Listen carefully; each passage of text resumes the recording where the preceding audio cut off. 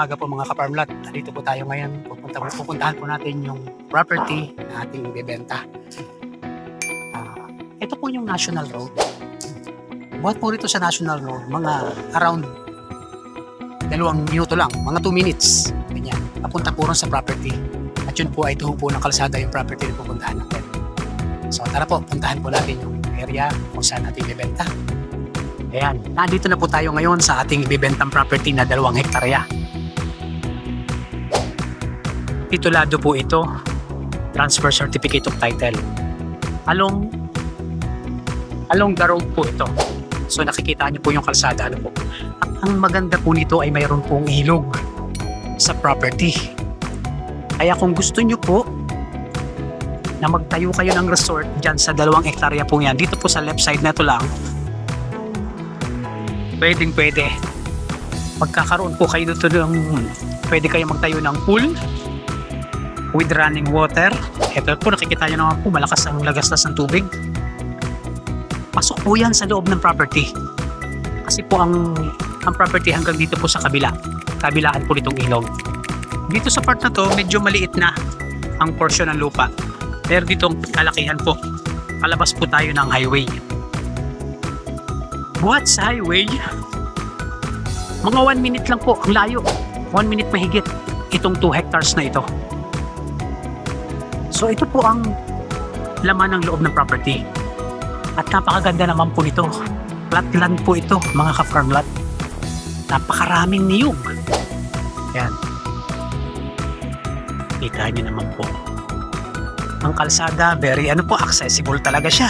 Ang haba po ng frontage. Nasa 200 mahigit ang frontage nito, kalsadang ito.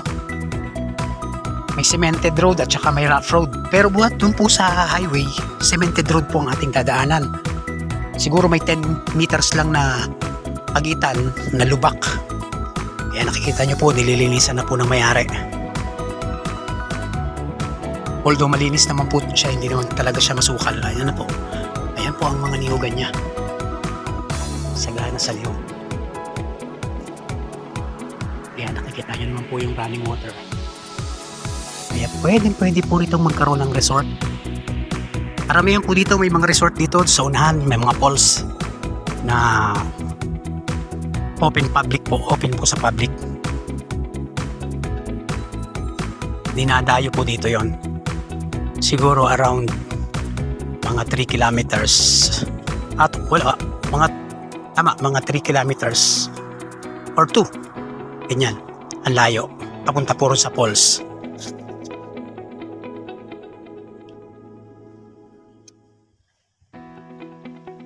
So yan, tingnan po natin yung buong kabuuan nito. Ayan, nakikita nyo naman po may mga kawayanan din po siya. Nagliban pa ng ilog yan sa kabila. Yan. Sagana po sa niyog. Hindi na po kayo magtatanim. Maliban sa mga ibang prutas na gusto nyo itanim. At ang kagandahan po nito, walang ahon. 100% flat ang area. So ayan po yung 2 hectares na ating binibenta. Tayo po ay bumabaybay sa kalsada.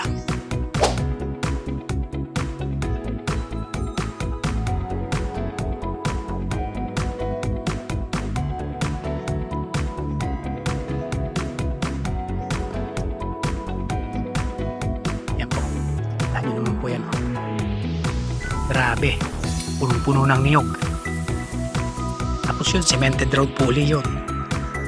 Sa 200 mahigit po ang frontage nitong 2 hectares na to.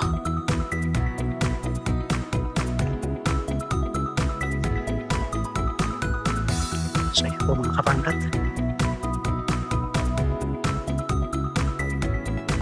Avail nyo na po ito.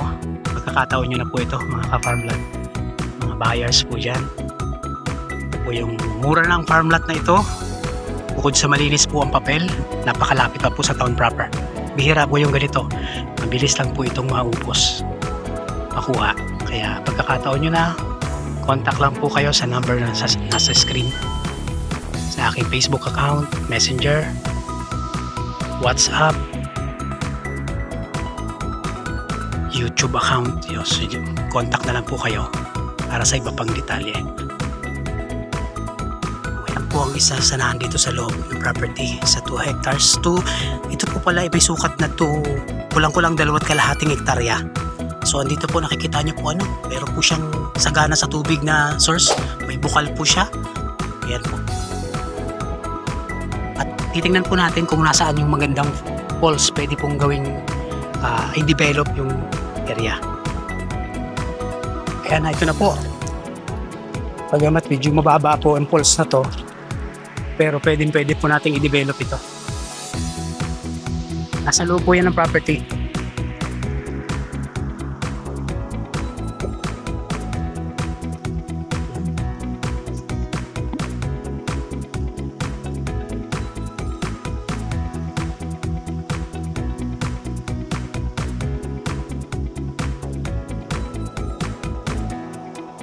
Pasok po ito sa loob ng property, kaya sarili po ang magiging resort ninyo kung sakali. Yan, nakita nyo naman po. Ito, dito pa lang po, i-develop nyo na ito para na kayong meron jacuzzi dito.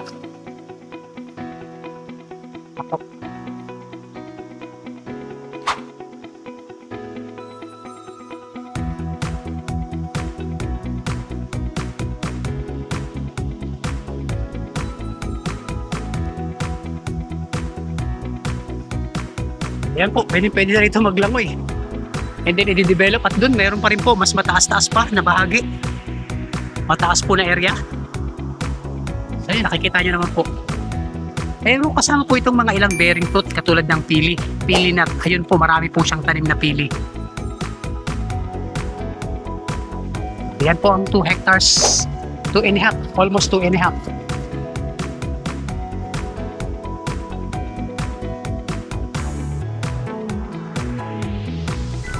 Oh, napakaganda.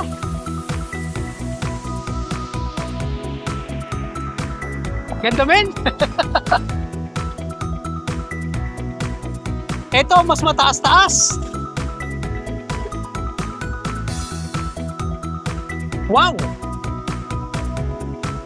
Napakaganda po pala ng loob nito. Ito ang mataas na falls. Nako, avail nyo na po ito. Mga mahihilig dyan mag-invest. Ayan po.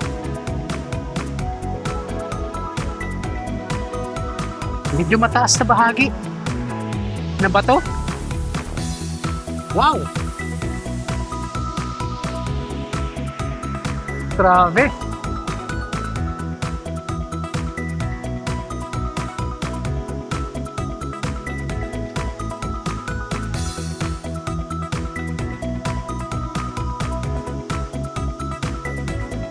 Yan, sinagahanap po dyan ng mga falls.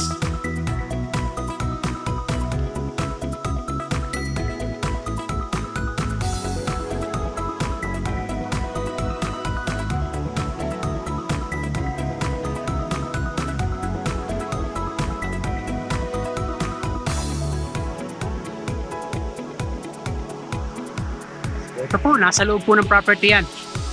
So ayan mga ka-farmlot, kayo na po magdesisyon kung gusto niyo po ng falls. Ito po. Maraming salamat po sa inyong panunood. At yan po ay malapit lang po sa National Road. 15 minutes lang po buhat po sa town proper ng Calawag. Wala pong problema. Okay, maraming salamat po.